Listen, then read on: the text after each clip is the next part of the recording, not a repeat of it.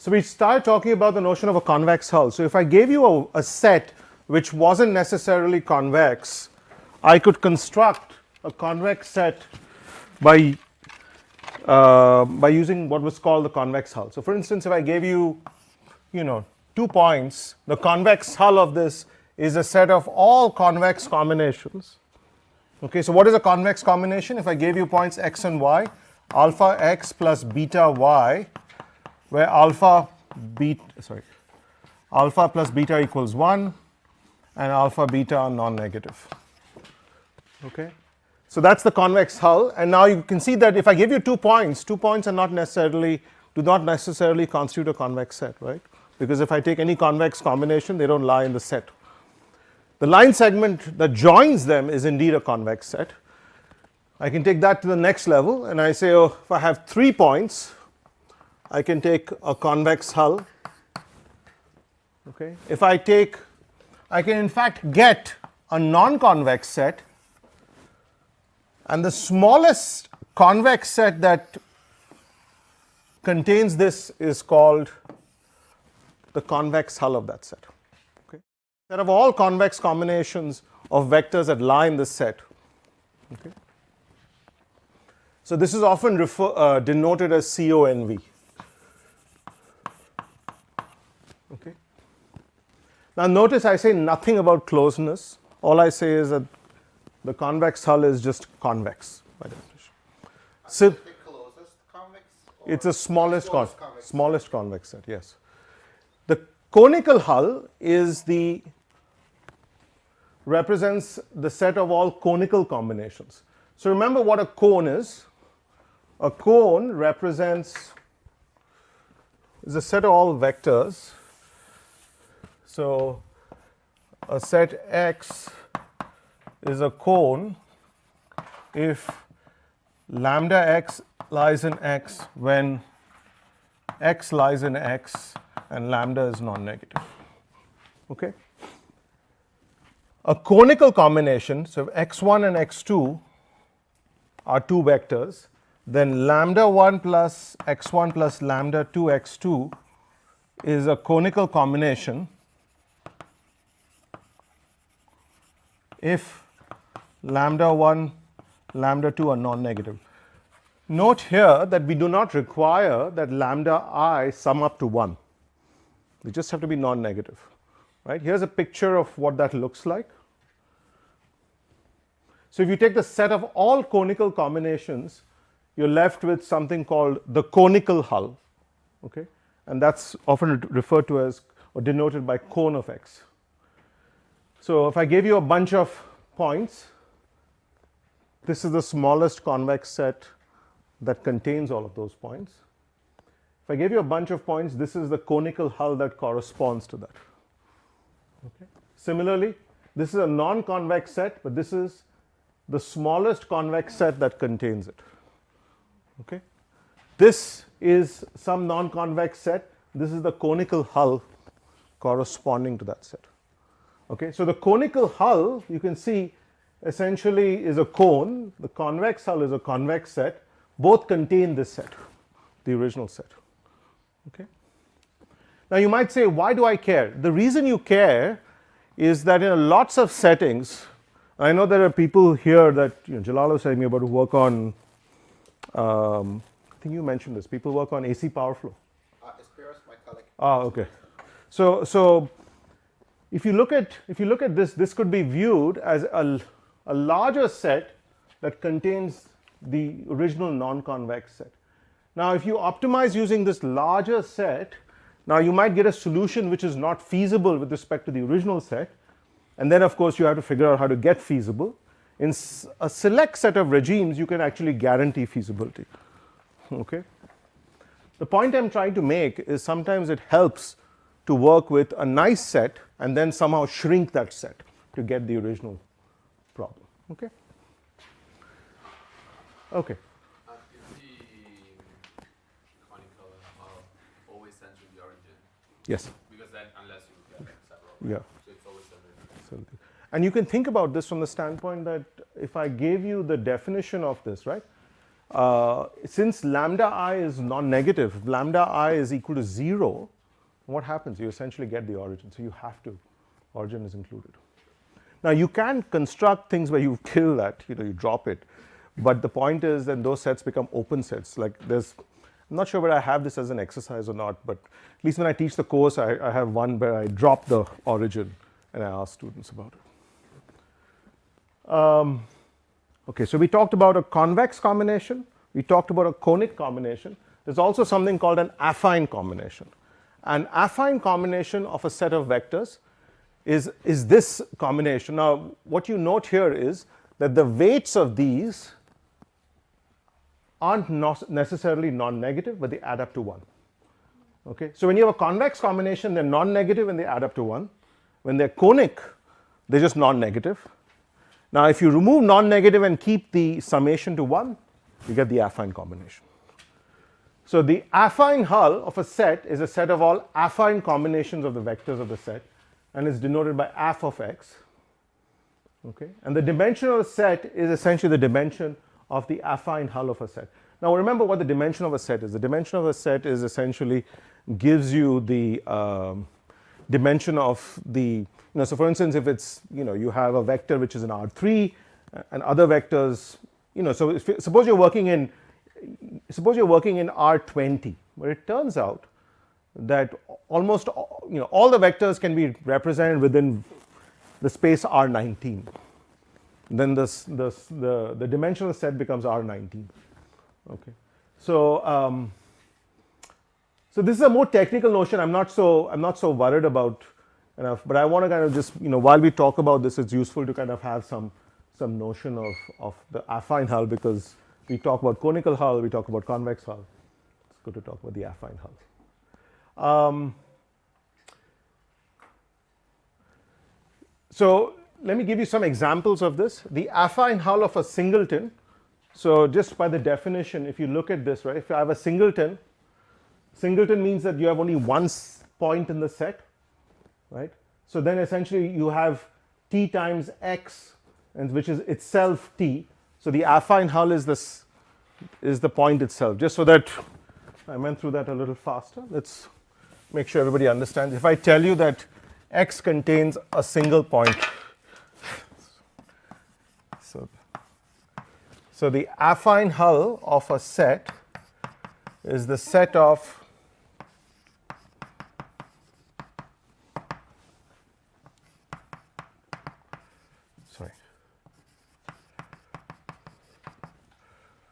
okay, but we know that there's only one point where xi lies in x. But we know there's only one point in the set, which means you essentially have just t times x, and t is equal to 1. It's just x. Okay, so you can see the affine hull can be easily deduced to be the set itself, the original set, which is x. Okay, so now let's take, say, the affine hull of 3 points not on a line is the plane going through them. So the idea here is that if you have, so if you take the affine hull of, let's just take 2 points in R2, right? So suppose I take the point 1, 2 and 2, 1. What is the affine hull that corresponds to these? So the affine hull corresponding to this is this whole line, because it's t1 times 1, 2 plus t2 times 2, 1, where t1 plus t2 is equal to 1. So you could have t1 is negative 100 and t2 is 101, right? So basically you can go all the way up here. Okay. Now in this particular case, what is the convex hull of this? It's just this line segment, right? That line segment is the convex hull. The affine hull is the full thing. Okay.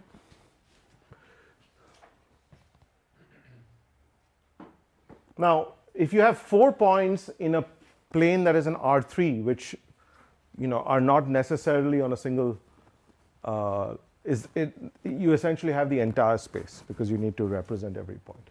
So for instance, if you look at 3 points on R2, what is the affine hull of these 3 points? So the convex hull is what? It's this. The affine hull is everything, right? Because you can take any of these points and basically move here, you can generate any point by combinations of T1, T2, and T3. Okay?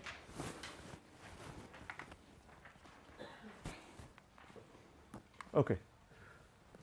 Now remember we had the notion of an interior point. What was an interior point? A point is denoted or defined as an interior point of a set if you could construct a ball which was arbitrarily small that lay within the set, entirely within the set. The relative interior of a point is if there is a ball that intersects the affine hull and that lies within the set. Okay? So the relative interior is exactly like the interior. Whatever you did for the interior, do for the relative interior, with the one caveat that the ball has, you have to basically ensure that the intersection of the ball and the affine hull lies in the set itself. Okay? And the relative boundary, of course, is now the intersection of the affine hull and the boundary. Okay? I'm not going to be using notions of relative interior as much, so I wouldn't be too worried about this, but it's a useful notion in certain settings. Okay, so now we're going to move. Okay, I have to just finish. Okay. So one of the things that we're going to use throughout, so you're familiar with functions, right? Functions essentially take map from some set X to, usually in our case we're interested in R. It might be extended real valued, which means that it can take on values of plus infinity as well, in some cases, but that's fine, right? So this is for functions. Now if you have a mapping, then what happens is that you essentially, it goes to Rn. Okay. So for instance, an example of this is the gradient. So if I gave you a function f of x and it's half x1 squared plus 2x1 x2, now the function is goes from, the function maps from R2 to R. The gradient of the function maps from R2 to R2. Right? Because look at the gradient. The gradient is a vector.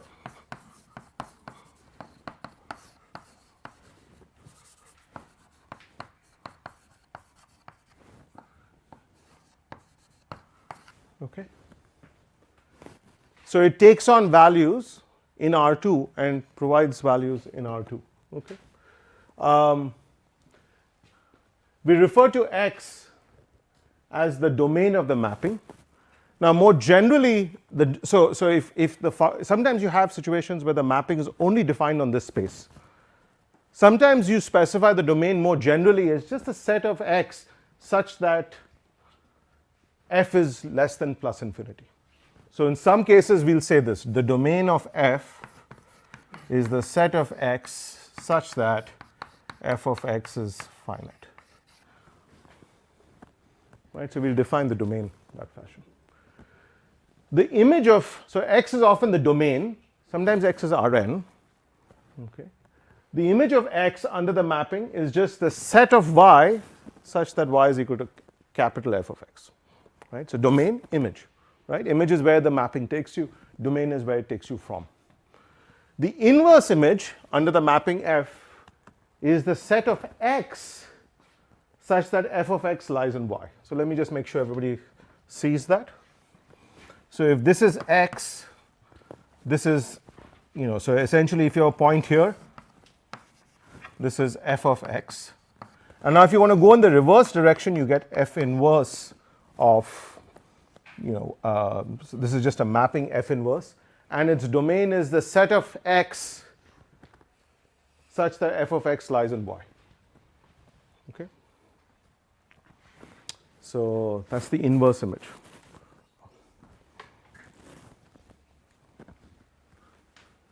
Now we have special classes of mappings. So F is a linear map when it's just A times X. Okay. It's an affine map when it's AX plus B. Often people will interchange affine and linear, but they're not identical. An affine map has some constant translation with it. A linear map is just a direct linear scaling. Okay. Okay. These are important classes of functions that we'll see throughout. So affine, of course, you know already, but quadratic is something that's important. You see quadratic functions in univariate settings, but say, right? So this is a quadratic function, and it's particularly important because it shows up in important classes of games. So for instance, Nash-Cournot games have quadratic objectives, at least the simple ones with affine inverse demand functions. Okay, so, and why is this useful? Because the gradient of this is just qx plus c. So one thing that I want to get you used to is differentiating functions which have matrices embedded within them. So if I have this, so you're familiar with calculus when you just differentiate normally, but if you have this situation, there is matrix calculus which allows you to differentiate functions of matrices. This is essentially a function of a matrix. So the way you do that is, at least in the quadratic case, you have the standard approach. If it's quadratic, you need to multiply it by 2. And if it's an x transpose, you get rid of that, so you just get a qx. Okay? And here, of course, same thing, it just becomes c. You get used to it. I'm going to show you how to do different ones. And sometimes, there are rules for it, just like there were rules before. Now, for normal kind of non-matrix functions. But it's just something that you have to get used to. Okay? Affine, right? So when f of x is A transpose x plus b, right? So then the gradient of f is just A. Okay?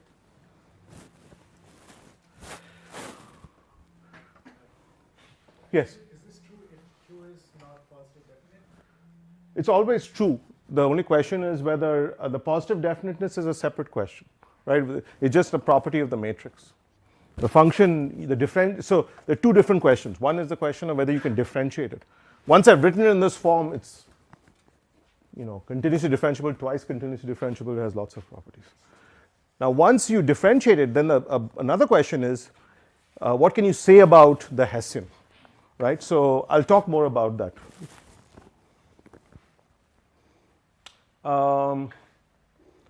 So this, I've tried to put references. If you want to look at, most optimization textbooks have this. The definition of normal cones actually varies. So I've stuck to the definition from Fakine and Pank. Okay. If you look at the definition by Batsikas and Batsikas, Nedich, and Ozdaglar, it's slightly different. But just stick to one and just define it, that's all. Okay. So now I'm going, So now I'm going to actually move to optimization. Okay. Again, a fairly quick overview. So we're going to first start by reminding ourselves of what is a convex function. We talked about convex sets, right? And so now the next step is to define a convex function. So a convex function is so f is said to be convex when the domain of f is convex and f of lambda x plus 1 minus lambda y is always less than lambda times f of lambda x plus 1 minus lambda y is less than lambda times f of x plus 1 minus lambda f of y for all x and y in domain of f and lambda lying in 0, 1. Okay. Now, when f is strictly convex, then this becomes strict. Okay. Here's a picture. So if I give you a convex function, I take 2 points, I draw a line segment, the function is always less than its line segment for any convex function, right? I can take any convex function, the value of the function is always, because look at this, this is f of x, this is f of y, this is lambda, suppose I use lambda times x plus 1 minus lambda times y. This is lambda f of x plus 1 minus lambda f of y. It's a line segment connecting the function values, and this is the function at that point. You can see this is always less than this. Okay. Now, remember, when I talk about convexity, you want to make sure that you don't confuse that with the differentiability of function. We know something about whether functions that are convex have some nice Lipschitzian, local Lipschitzian properties. I'm not going to get into those now. But essentially what you need to know is that a function that is convex could have kinks. So look, this is a kink. It's a point of non-smoothness where the function loses differentiability. Okay? That could happen, right? I haven't said it can't happen. All I've said is this is a function that is convex. It satisfies this property. I haven't said that derivatives exist everywhere. Okay? So when I say a derivative exists everywhere, I mean that I can differentiate the function at every point on its domain. Not always true, right? If I gave you a function like this,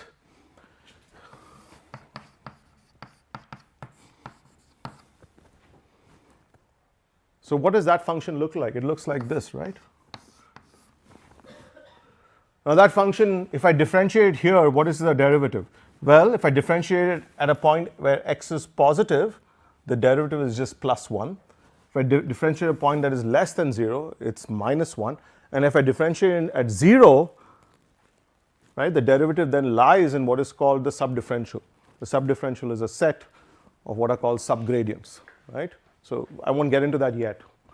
So f is convex when, and negative f is concave when, f is concave and negative f is convex. F is strictly concave when negative f is strictly convex. So throughout our analysis, whenever we utilize convexity, we don't provide results for concavity. So if the problem is a concave function that you're maximizing, it's equivalent to minimizing a convex set. But be very careful, if you try and minimize a concave function, that's an NP-hard problem. Right? So that's not a tractable problem. Existence statements for those problems are much harder. So you can, whenever we have game-theoretic structures or models, we look at minimizing convex functions. If you're maximizing a concave function, you're minimizing a concave function, then that's a non-convex problem, and statements are much harder to come by. Okay, so here are some examples. And in the exercises, we'll go through some of these, okay? So this is ax plus b over r, affine function, exponential function e raised to ax. All of these are convex functions. The affine function is the only function that is both concave and convex. Okay? The power function here. Logarithmic function, log x, yes? You noted that minimizing a concave function is like... maximizing a convex function, yeah. Yeah, but won't it end up in like infinity? Yeah, exactly. So you might have situations, it depends on whether the set is bounded or not. So if you're maximizing or minimizing over say you're minimizing a concave function over a compact set, it won't go to infinity, but it'll be at the boundary points. Right, so it's still hard. Even if you try to minimize a concave function over a bounded set, that is also NP hard. It's a tough problem. Okay, and so it's tough from two standpoints. One is to establish the existence of equilibria when players solve non-convex problems, even simple ones. And the second is to guarantee convergence of the sequences that are generated when you're applying algorithms on these types of problems. Okay. So norm functions are all convex. Norm x as in Euclidean norm, one norm, infinity norm, all convex. Okay, so now I told you about convexity, and I said a function is said to be convex if f of lambda x plus 1 minus lambda y is less than lambda fx plus 1 minus lambda y for all xy. But now you can imagine if you had to test for convexity, if I asked you, hey, is this function convex? So is this function convex, you need to go and assess this for every, if I gave you an arbitrary function, right, you couldn't draw it out, and the function is in 1,000, x's in the space of 10 raised to 3 or 10 raised to 4, it's hard for you to directly assess whether the function is convex, right? So there are ways, there are some simpler ways to do it, but they're still hard. So, and I'm going to start talking a bit about that. So here's a first order condition for convexity where you have derivatives. Okay, still not easy to do. Okay, so I'm under second order conditions it becomes a little easier, but still. So f is differentiable, and it's let dom of f be its domain. The gradient exists at each x in domain f. The first order condition is f is convex if and only if the domain of f is convex and this holds. So look at this. What is this saying? This is saying that if I draw a function,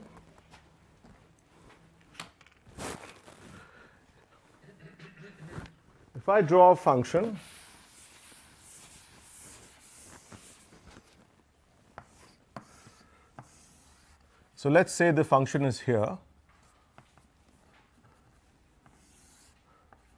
Okay.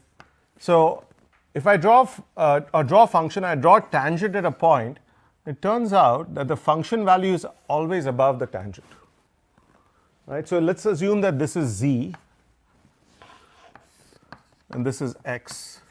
So this is f of x, this is f of z. Now I'm interested in a tangent that goes along from here. So this tangent, so a tangent, remember, is an affine function. What is the gradient of the tangent? It's just the gradient at this point. What is the gradient at this point? It's the gradient of f of x. Right? So what you're looking for, what does this function look like? It looks like f of x plus gradient of f of x transpose z minus x. Okay. Those of you who can't see it, I'll write again. This is gradient of f. This is f of x plus gradient of f of x transpose z minus x. Okay. When z is equal to x, you get x, right? And when you're here, what do you get? When you're here, you get f of x plus gradient of f of x transpose z minus x. And f of z is this. And so a function is said to be convex if and only if its domain is convex, and f of z is always greater than the value of any tangent that corresponds to it. So for instance, you can have another tangent like this, right? Look, you get another value here, right? If this function goes this way, I could have another tangent that comes here. This has to always be a.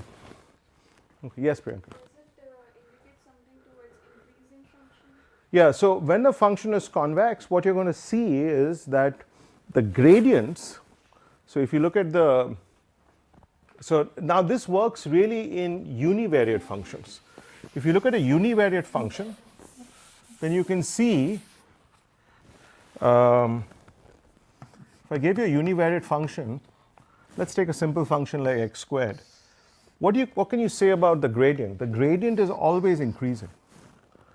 Now, in the context of multivariate functions, that amounts to saying that the gradient is always monotone, the map is monotone. When you're in multiple variables, the term increasing is replaced by monotone. Okay, and I'll define monotone maps later. Okay.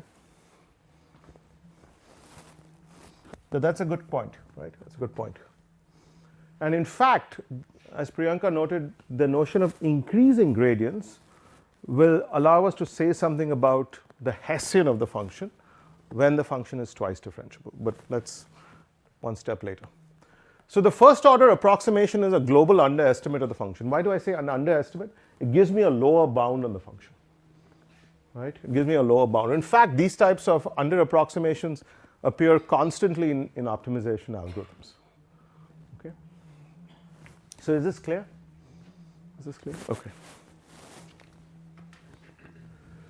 Now, if f is twice differentiable, then we can define what is called the Hessian of the function.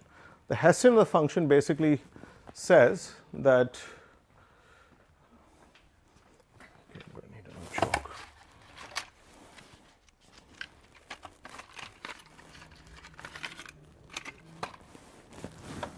so if I want to make sure everybody understands how to compute the Hessian.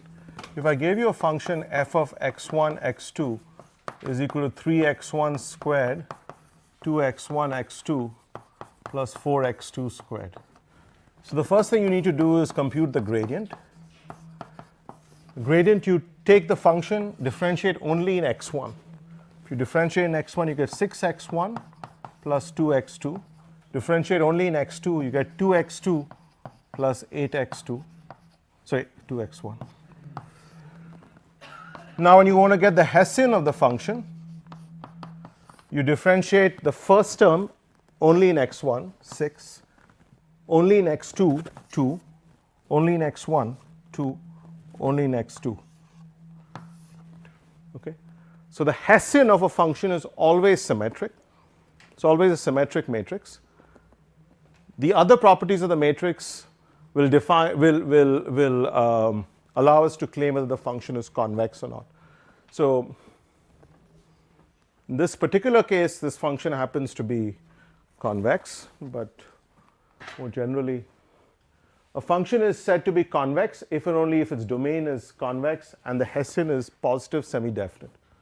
And it's strictly convex if the Hessian is positive definite. And remember, it's not just at one point, at every point. So you can see testing for convexity is not that easy. You need to have some closed form expressions that you can leverage. So for instance, if the function is quadratic, it's very easy. Because when a function is quadratic, the Hessian is a constant. It's a single matrix. So for instance, in this case, the Hessian is just this matrix. And if this matrix is positive definite, then the function is strictly convex. Now, if a matrix, I don't have this in the notes, but this is, you may have seen this in your linear algebra class. A matrix in R2, 2 by 2, right, is positive definite if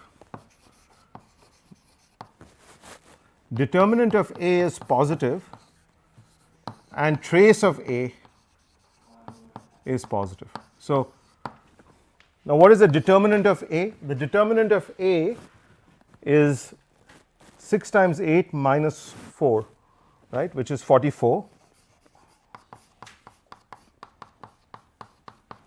And trace of A is the sum of the diagonal elements, which is 14. Now, does anyone know why this condition holds? I just gave you the condition. I mean, I haven't proved it, but it's not difficult to prove. Why would this hold?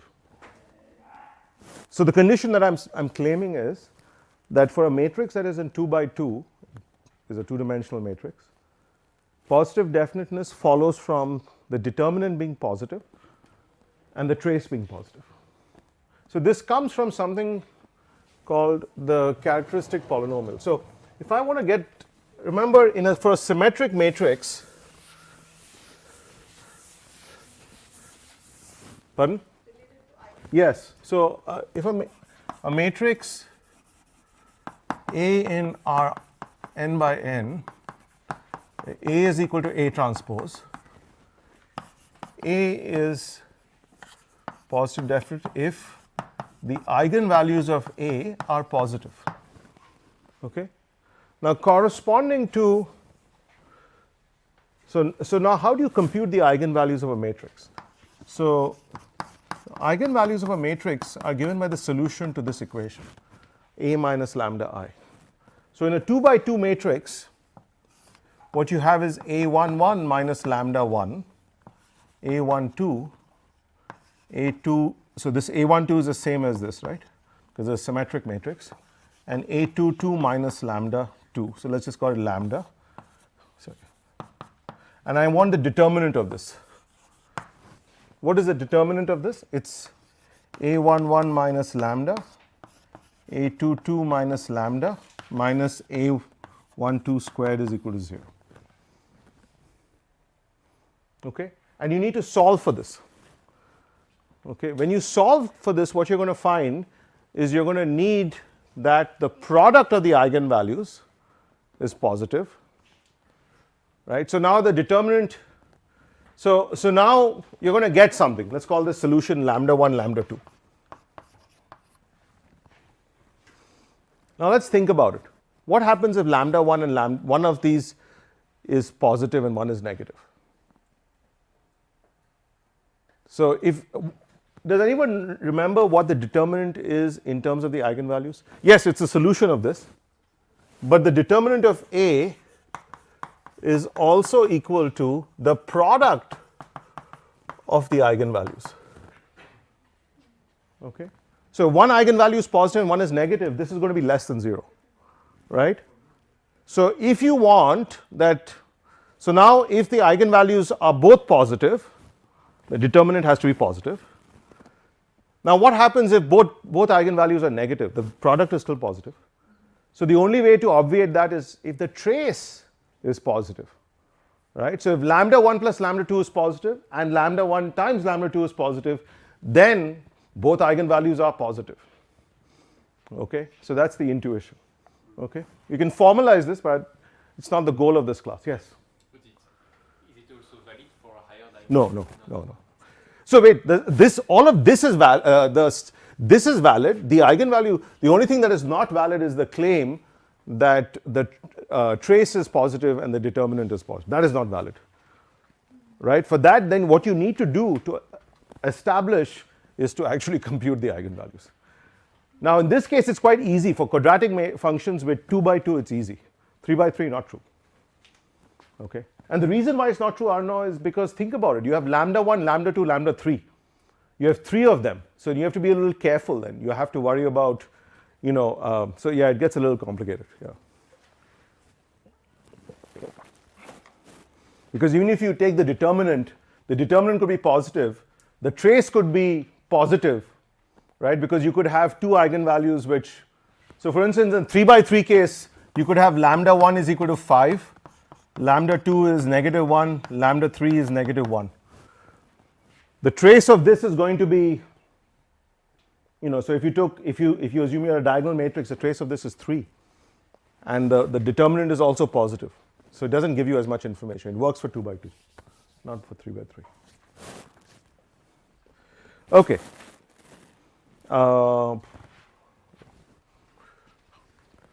Now, so for a quadratic function, this is, so whenever this notation, I should make sure I should be squiggly greater than equal to. Okay. Okay, least squares objective. This is important. I want to make sure that everybody is able to differentiate norms. So if I gave you a function which had a norm in it, and I asked you to differentiate it, your first thought should be, well, it's got a norm, it's a Euclidean norm. I can write, so remember the Euclidean norm of a vector can be written as what? As the vector transpose itself, right? So I can write it as Ax minus B transpose Ax minus B. So then the gradient, and so I can open this out and make it X transpose A X plus B transpose B minus X, minus X transpose A transpose B. Okay. Now if you differentiate this, what you get is, remember when you differentiate these things, if it's quadratic you add a 2, the X at the front get rid of. This is a constant, differentiating gives you 0. Again here it's linear in A, you just need to get rid of the leading A and your X and you're left with this. Okay. So that's the gradient of a least squares objective. And the Hessian of this would just be twice A transpose A, and this is 0. Okay.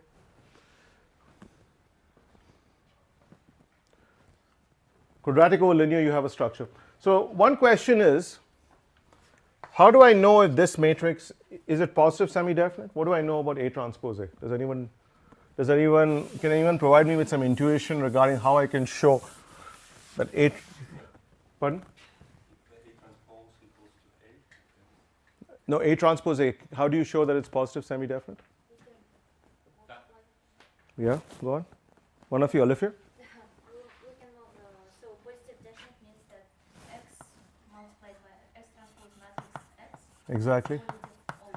Yeah, so what? So we can just write it as b transpose z and Okay. for the second power.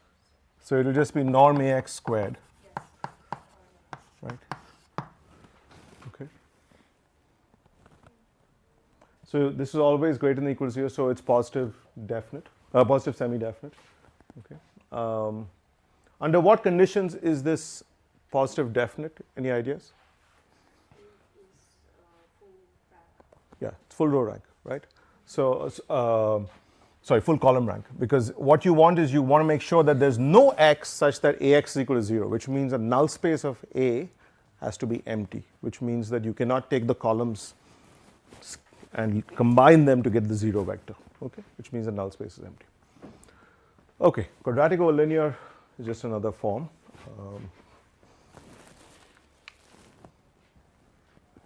Okay, so operations that preserve convexity. If the function is convex, any non-negative scaling maintains convexity. You sum two convex functions, they stay convex. You compose it with an affine function, as in if g is ax plus b, then the composition of f on g. So what is a composition? So let's just make sure everybody understands this. So if f is convex, so let's say f of x is half x squared, g of x is A transpose y plus b, right, or y, sorry. So f composed with g of y is half A transpose y plus b the whole squared. So wherever there was x, I just replace it with this new function, right? So sometimes it gets hard for you to directly establish a function is convex. And one avenue around that is to assess whether the function is actually some composition of functions. And if that's the case, then you might be able to get something. The pointwise maximum of convex functions is also convex. Okay. Pointwise supremum of function, I haven't defined supremum in this class, don't worry about it, just worry about the maximum. Okay. Okay, so now we're going to move to defining an optimization problem, and then using that to then proceed towards this specifying optimality conditions and so on. So if x is a set in Rn and f is a function that maps from x to R, then we consider the following optimization problem where you minimize the function subject to x lying in capital X, right? This is the basic statement of an optimization problem. I make no assumptions about convexity, differentiability, nothing. F doesn't have to be differentiable, it could just be convex or continuous, right? Convex and continuous, may not even be convex. X is referred to as a feasible set. We say the problem is feasible when x is non-empty, right? If x is empty, then this problem is not well posed, nothing to do, right? The problem is unconstrained when x is Rn, there are no constraints. Otherwise, it's assumed to be constrained, okay? We say x star is optimal in terms of it being a global minimum if f of x star is less than f of x for all x in capital X, okay? X star is said to be a local minimum when f of x star is less than f of x for some neighborhood around x star. Let me make sure everybody sees the distinctions between this. So if I gave you a function that looks like this, okay, and it keeps increasing, this point let's call this x star, is a global minimum because f of x star is less than f of x for all x in the domain. This point is a local minimum because there exists some neighborhood, actually the neighbor is further down, such that in this neighborhood f of x hat is less than f of x for all x in the neighborhood. Okay, when x, the set x and the function f are convex, local minima are global minima. And that's why we make such a big deal about convexity, right? Because lots of the optimization algorithms that we have access to have guarantees towards, in terms of converging to stationary points or local minima. Now, convexity buys you the equivalence between local and global. So you're able to then say, oh, I've actually got a global minimum. Okay, now it's particularly useful if you're working in market, in problems that are motivated by market settings, because the question then becomes, so when you get a solution, you want to hopefully say something that there is no better solution nearby, right? Particularly if you're working with economists, they're a bit finicky about these things, right? If you talk to optimizers, because we are so used to dealing with non-convexity, we understand that that's just the nature of the beast. But in some settings, the global minima are important from an economic standpoint, maybe. Okay.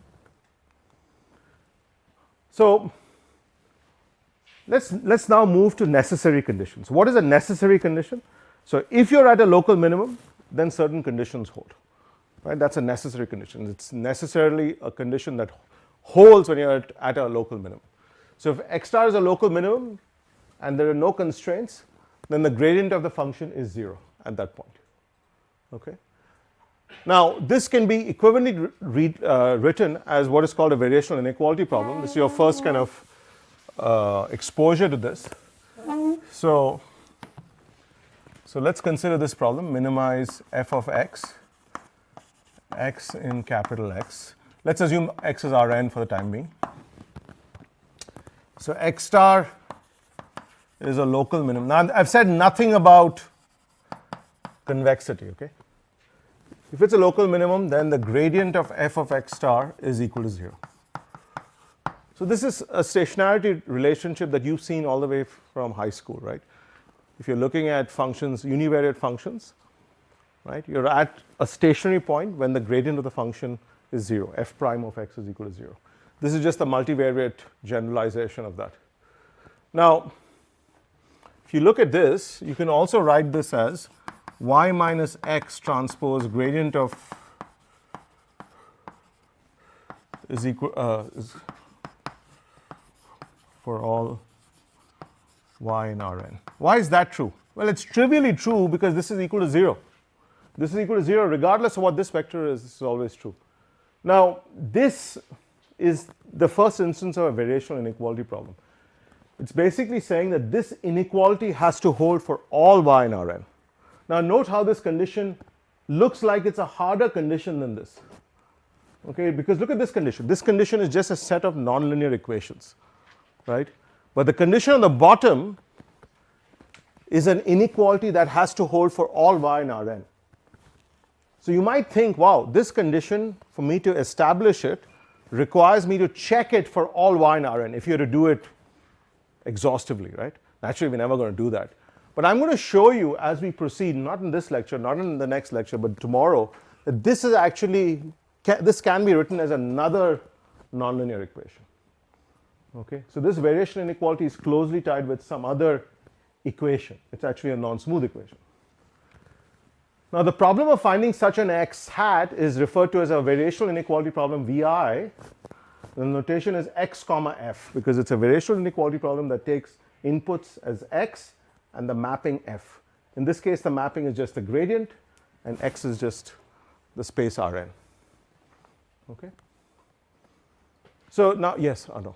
Sorry, I don't understand if the gradient is null. Is the gradient is just yes, yes. This relation is equivalent to the relation below. Yes, this relationship, because the thing is that if that is equal to 0, this is trivially true because this is always 0 on the left side. Okay.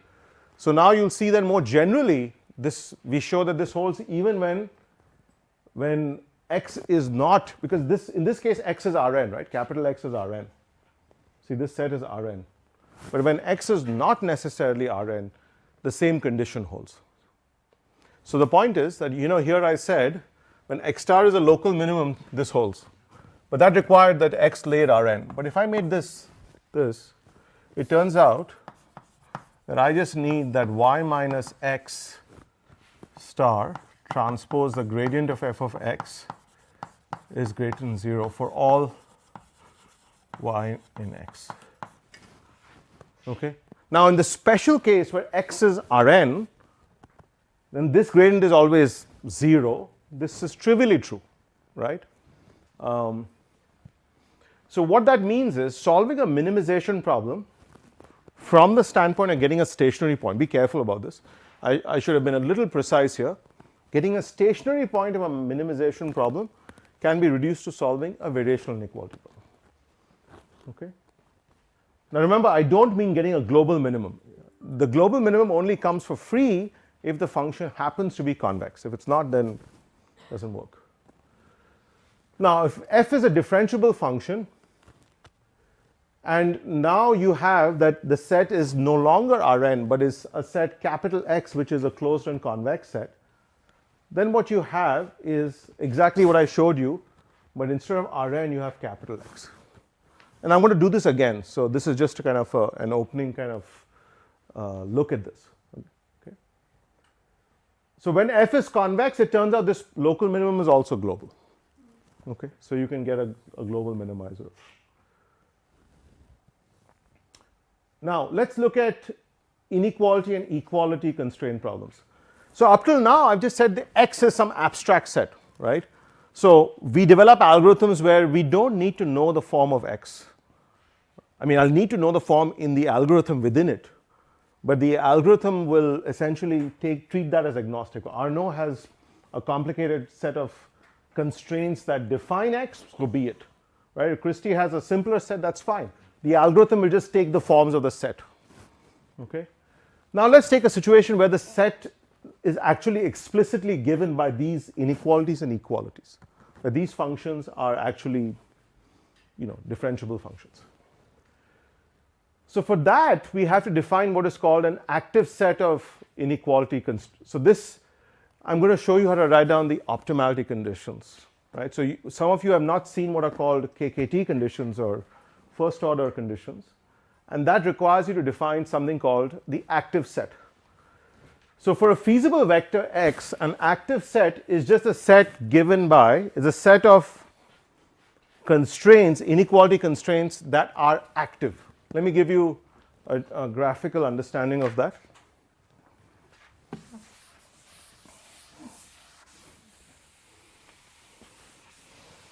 So if I gave you, say I gave you two constraints, let's give you this problem.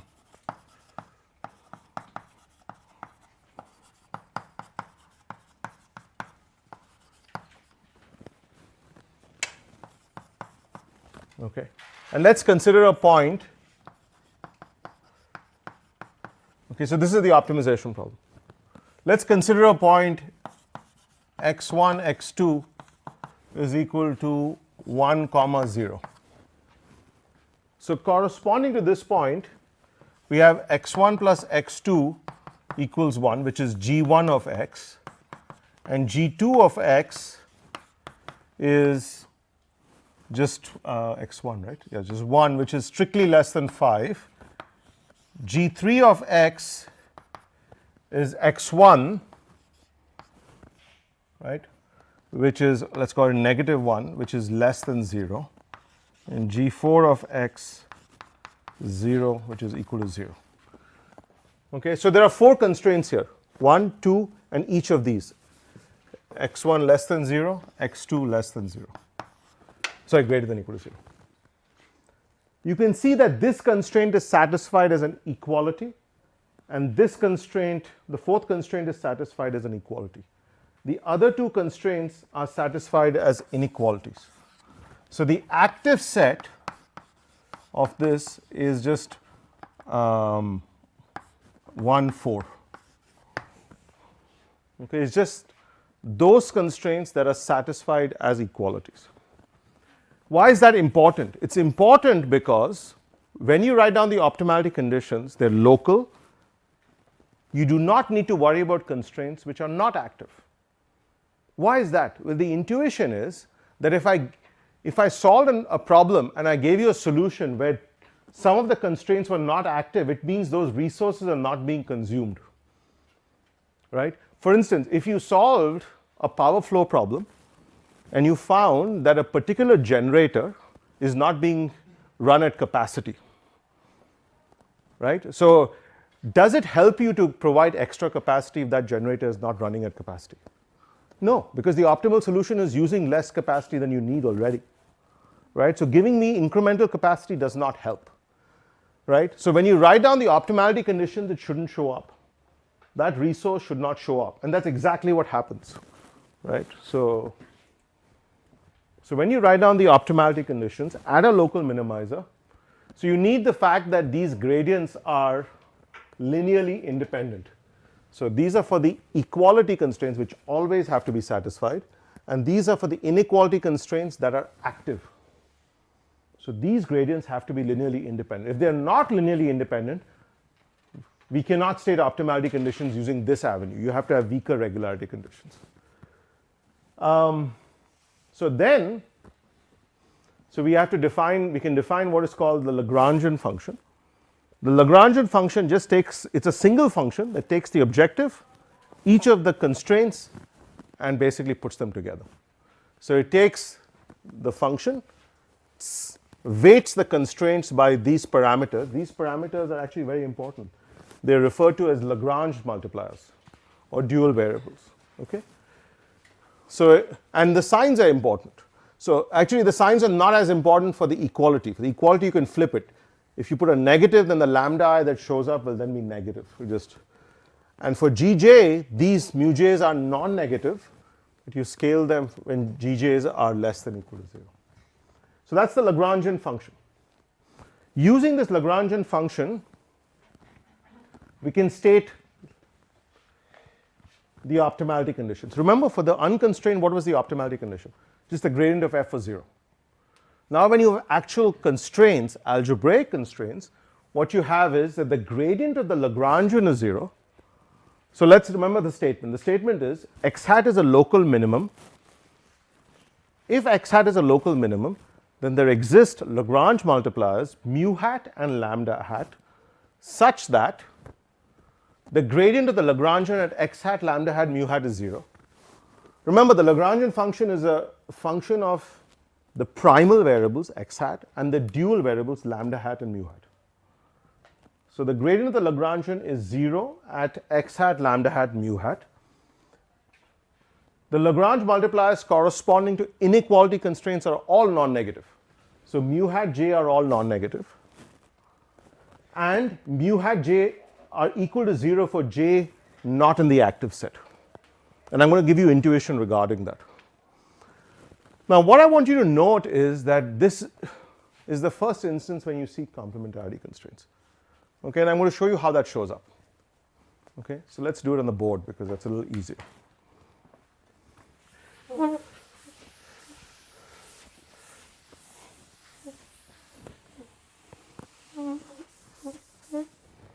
So what you have is, so you had this problem, minimize f of x subject to h of j x equals 0, gj of x less than or equal to 0, and this has Lagrange multiplies mu j, lambda j. You have the Lagrangian function x lambda mu is f plus h lambda j hj mu j gj. Okay, it's a function of x. So if x hat is a local min,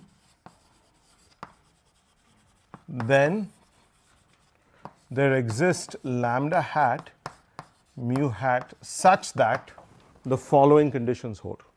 Okay, what are those conditions? The first one is the gradient of the Lagrangian in x at x hat lambda hat mu hat is equal to 0. The second is the mu hat is for all j, and the third is mu j is equal to 0 for j not in the active set. Now think about it.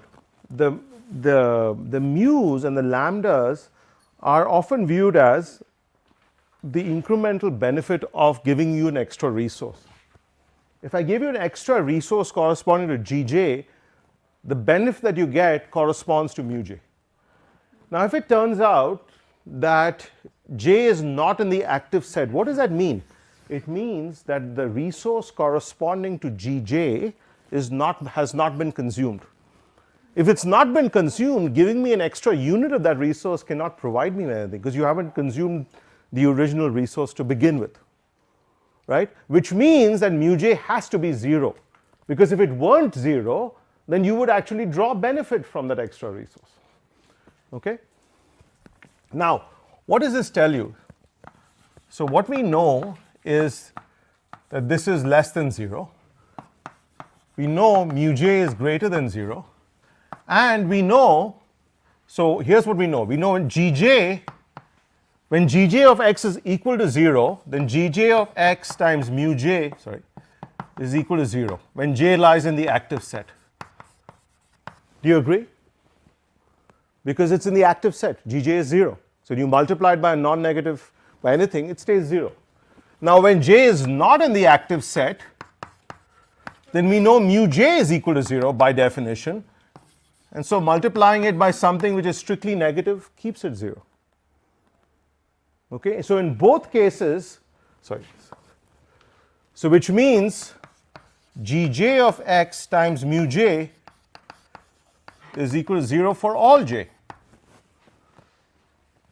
So in effect, what that tells you is, what did I do with it? Oh. So what that tells you is,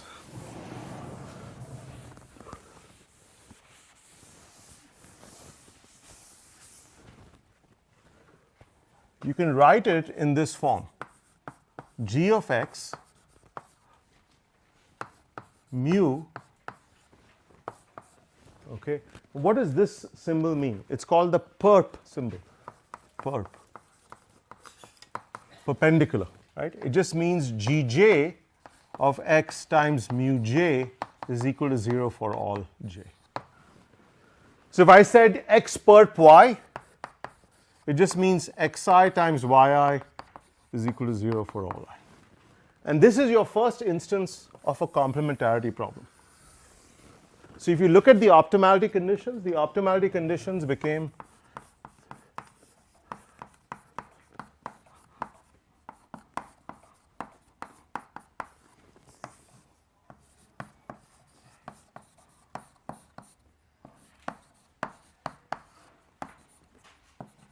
okay, so this is a complementarity problem, and this is sort of equality constraints. Yes? Is it possible to give the geometric interpretation for this curve? Yeah, so this I will give you a geometric interpretation for, but let me give you one now, just more specifically, okay? So, yes? What is writing? This what? This is perp. What did you say? What was your question, Arno? I don't understand the meaning of the line. This line, you mean this symbol? Yes. So this is a symbol means perpendicular. So when I say that two vectors are perpendicular, when I write x perp y, it just means that xi times yi is 0 for all I. Okay. So that's a short form for, remember I was able to show you that for all j this is true.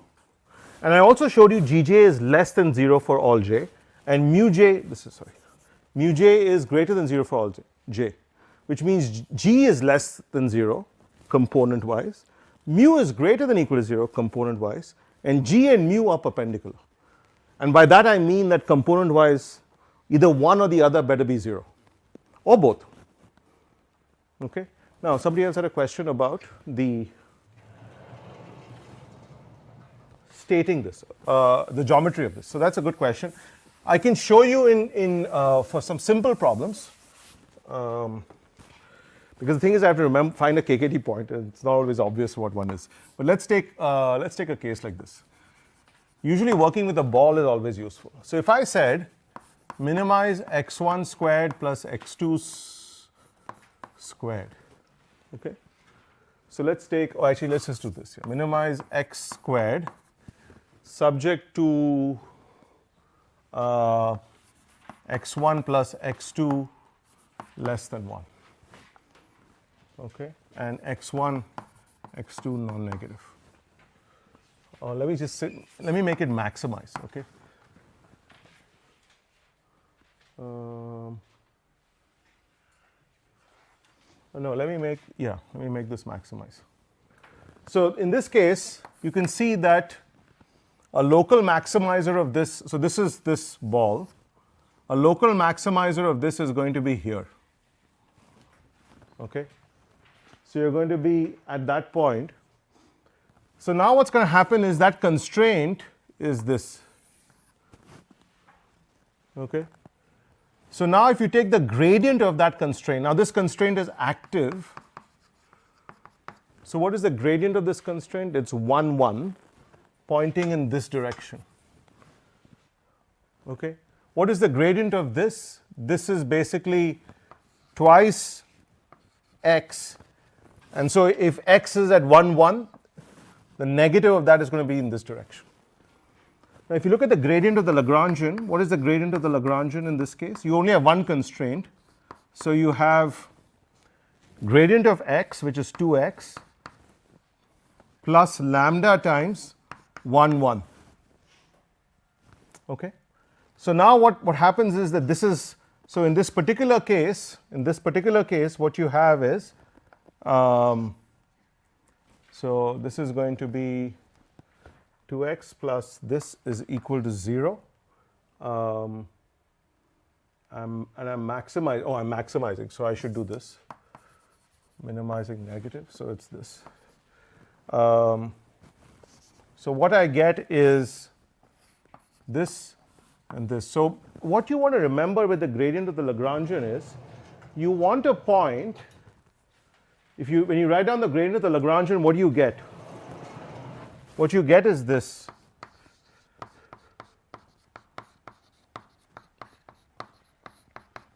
Is the gradient of the function plus the summation of lambda j, the gradient of the equality constraints, plus mu j, where j lies in the active set,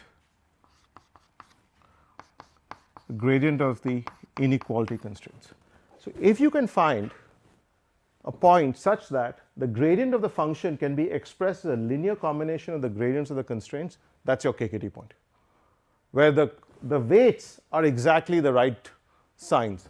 So for instance, in this case, the gradient of the objective was here, the gradient of the constraints were here. You were able to show they're exactly collinear in this case. Now you might have situations where you have this is one constraint, this is another constraint. You combine them, you get something like this, and the gradient of the function is here, okay? So the KKT point represents a point where the gradient of the function can be expressed as a linear combination of the gradients of the equality constraints and the active inequality constraints. Now you could add the inactive, but it doesn't matter because those Lagrange multipliers are 0, okay? But what is crucial is that the signs of the multipliers have to be the right direction, okay? Okay, so then, oh God, let's come back into it. How much time should we stop? To you, even we can go an hour. Let me just see how much I have, and if I have a few more minutes, maybe we can do it at a logical break. Maybe I can just one more slide, and then I'll stop before we move to algorithms. So then you can write this in this explicit form. That's the complementarity constraint. Now what happens if there's second order conditions? So if you're interested not just in a point being a stationary point, but being a local minimizer, then you have the same conditions as before, but you have an extra condition that the Hessian of the Lagrangian, right? What is the Hessian of the Lagrangian? So we wrote the gradient of the Lagrangian. The Hessian of the Lagrangian Now remember, this is the Hessian with respect to x, is the Hessian of the function plus the Hessian of the constraints plus the Hessian of the inequality. Sorry, this is HA. Okay, and if this at that point has suitable positive definiteness properties and is not in the full space, in a subspace, then you get a second order condition. Now why is that important? It's important because if you're in a non-convex setting, it might be that you're at a local maximizer. You want to avoid those. So this allows you to filter out points which are non-minimizing stationary points, okay, or non-maximizing stationary points. And so these are the second order KKD nests, and you can actually get second order sufficient conditions. So if certain conditions hold, then the point is a local minimizer. If you make this strictly positive, then you get a second order sufficient condition. What is a sufficient condition? If these conditions hold, then the point is a local minimizer. That only works at the second order level, not the first order level, okay? So when we come back, we can start talking a bit about iterative algorithms, and I'll go through some of these, some rationale for why we need algorithms. And then once we finish that, then we'll start getting it. Yes? Could you please comment on the uniqueness of the multipliers? So the uniqueness of the multipliers holds when the point has some regularity properties. So if you remember, we had this thing of linear independence. So because these are linearly independent, what happens is the matrix that you get when you're analyzing these multipliers happens to be positive definite. So when you solve for it to get the multipliers, those multipliers are unique because of that linear independence. So this is often referred to also, instead of the term linear, so we've used a term regularity, which is a little more general, that x hat is regular. In non-convex settings, this falls under the broader terminology of constraint qualification. So you could have a situation where the constraint gradients are not necessarily linearly independent, but they have a weaker property. When we look at the Stackelberg equilibrium problem, we'll talk a bit about that. It shows up in MPEX. So there are weaker regularity conditions under which you can still state optimality conditions. Okay, but in that case, the multipliers are not unique. Yes. Do we have conditions in closed form which are both necessary and sufficient? So not for this, no, because the thing is that for the sufficiency you need a stronger requirement.